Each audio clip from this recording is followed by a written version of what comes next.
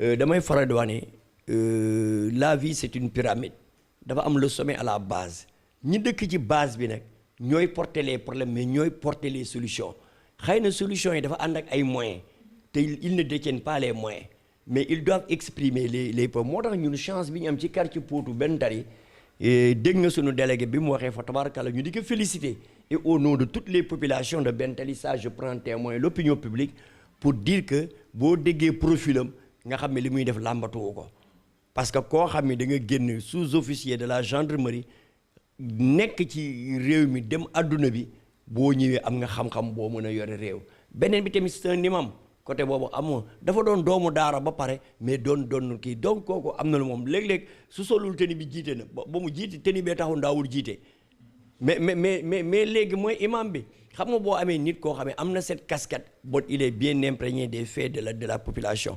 ñun aussi dañu teg le conseil de quartier bi defe naa ni ci yi ñu teg yëpp bii moo ci gën a fonctionnel parce que lépp dañ koy waxtaane parce que benn borom xam-xam dana wax ne il ne faut pas se singulariser avec le savoir le pouvoir et le vouloir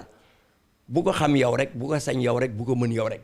délégué du yëkkati li gën a tuuti te woowuñu nañu loo ci xam d'ailleurs la preuve suñu doyen bii fi teew grand si laaw doy na ci firnde nit looy def porter ko yow rek da nga bëgg ko réussir te doo ko réussir mais heureusement tous les projets qu'on met dans le quartier dañ koy porter dañ koy teg dañ koy waxtaane ba bu l'heure jotee ñëpp danañ xam ne lii du une autorité parce que dañ ne autorité da nga koy centraliser mais responsabilité da nga koy décentraliser et il a su décentraliser les responsabilités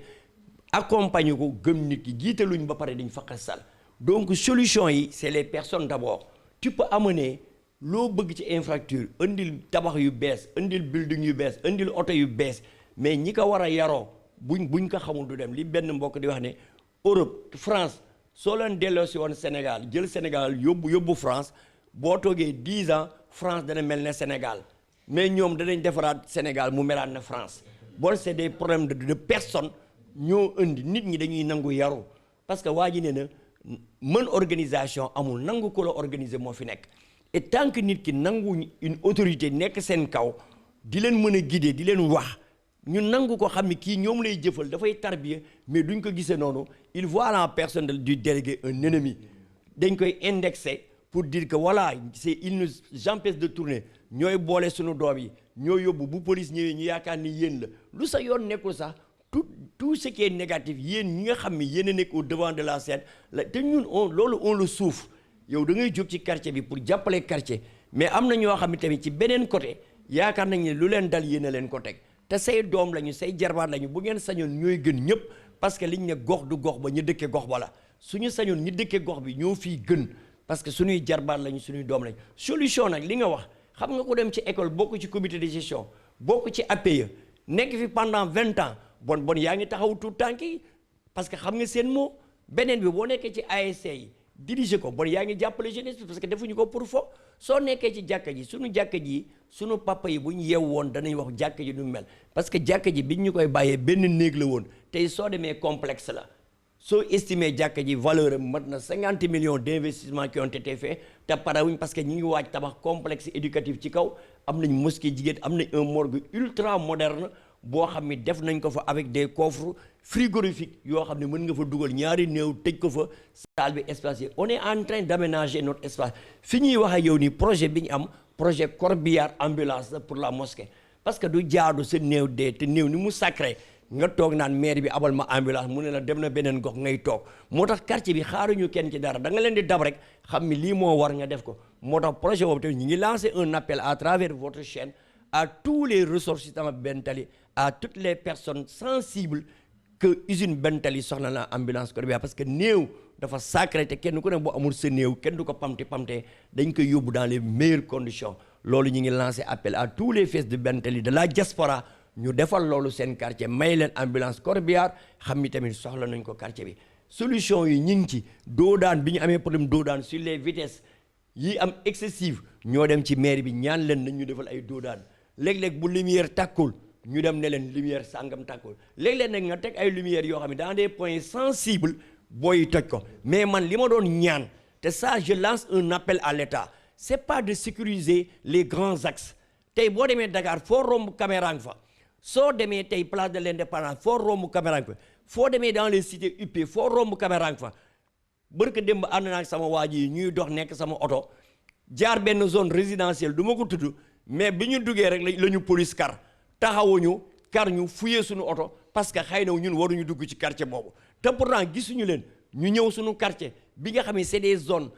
peut-être yi gën a dangereux ñoo fi nekk parce que lu ne mi ngi fi je pense que la ñu war a mën a surveiller ñi la nga xam ne am nañ seen buntu kër ay caméras de surveillance am nañ ay lumière am nañ ay sécurité électronique ñun ñi ko amul te bis bu yoon ñu agressif yi je pense en permanence su doon chaque guddi benn oto taxaw pharmacie benn taxaw parka benn taxaw coppe ñu cadré ku romb ñu ne la foo jëm je pense que rôle bi dana descendre parce que il faut des choses dissuasives pour permettre aux autres de rentrer dans les rangs bu nit ki mënul nekk fenn sax nga teg loo xam ne dana ko ragale donc loolu dañ koy ñaan caméra de surveillance yi nga xam ni ñoom mënaluñu matale fenn ni ñu defee ba bu problème amee foo mën a toll caméra de surveillance ñu def ko ci biir quartier populaire yi am na koo xam ne bu jógee guddi gis caméra boo xam ne xam na ni bii mënu ko nëbbatu caméra bi di ko tiim te moo xam ne mën nañ ko ci identifier je pense que bu doon def dara dana wàññi loolu surveillance boobu ñi ngi koy ñaan léegi les moyens ne font plus défaut na am ay drone yuy surveiller parce que li kii wax gis nga liy explosé te am na foom bu explosé kenn du mucc bon fi nga xam ne fa la danger ba nekk fa la bombe à retardement ba nekk parce que c'est le problème social ñoo xam ne bu guddee ñi ngi génn di reere ñi ngi uti mburu mu ñu lekk ñi ngi uti fondé bu ñu lekk te quartier défavorisé am na ñoo xam ne tey suñu reeree ba pare dans les quartiers résidentiels ñi ngi dem ci glacier bi gën a neex toog fa ak seen famille di lekk glace yoo xam ni am na koo xam ne amul reer bi nit nag doo bëgg muy vivre dans ces certaines conditions de dénuement amuñu liggéey amuñu cadre de vie nga ne leen toog leen du ngeen def dara ça fait exploser les jeunes gis nga nañu wax ak délégué de quartier yi wax ak population yi apporter les solutions qu'il faut ñun soxlawuñ kuñ jox ceeb parce que ku dund ba am yenn at yi soxlawoo seen ceebu 100 kilos soxlawuñ ko soxlawuñ yenn apport yi ñuy naxe di tape à l'œil di ñu indil ay yoo xam ne bu ñu paree génn nañ ci ce qu'on veut c'est qu'on réalise les conditions les véritables de sécurité de développement de dignité et de personnalité ndax am na koo xam ne mës na wax ci benn chaîne ñu laaj ko lu tax du tourner ay filmam ci mu koy tourner ci ay quartiers résidentiels rek mu ne leen est-ce que vous pensez que je vais tourner mes films dans un quartier comme Bentali ça je dis que c'est une insulte pour toutes les populations de Bentali parce que population de Bentali ay cadres fi nekk ay magistrats fi nekk ay hommes de valeur fi nekk parce que 53 ba léegi bu ñu doon génnee cadres yi nga xam ne ñoo jóge Bentali de la diaspora bu ñu toogee bu Macky Sall mën na ci tànn 50 ministres yoo xam ne kenn ku ne téye compétent tànn ci ay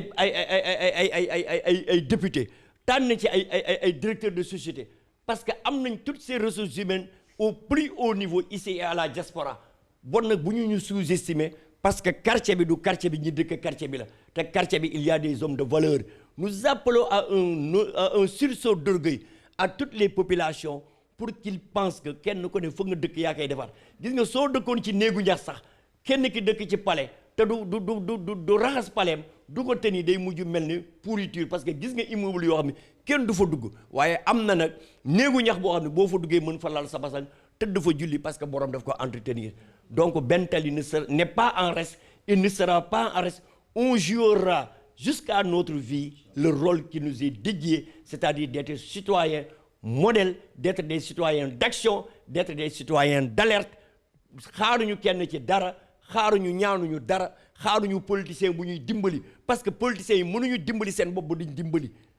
ça c'est du toc et de l'info ñi mën a defar quartier bi mooy ñi juddoo ci quartier bi dëkk fa mais koo xam ne dëkku fi bu ngoonee mu njibbi buy taw fekkewul bu du tekkee fekkewul su ngoon jotee mu jël kaatam mel na ay njéeréer nekk ci biir quartier bi à la quête d'électorat à la quête des gens qui doivent les accompagner pour des programmes qu'ils ne vivent pas yaakaar ne dañuy toog seen kër di ñu jox dépense loolu mooy dans la politique il se trompe moi je le dis encore une fois que la population de Bentali n'est pas révoltée mais c'est une population qui prend son destin en main qui travaille à l'image des jeunes comme Bouré Seck mi yoo xam ne tey mi ngi ci formation yi mi ngi jàppale jeunesse yi heure boo ko gisee muy daw dis-toi que Bouré est au service de la population il y a tant de Bouré ici un grand comme doyen Sylla qui a fait 40 ans d'enseignement qui a été décoré du chevalier pas par le ministère de l'Éducation nationale, je pense que ces personnes-là sont là. Il ne faut pas les ignorer. Ils sont là et on peut changer notre destin. loolu daal man aussi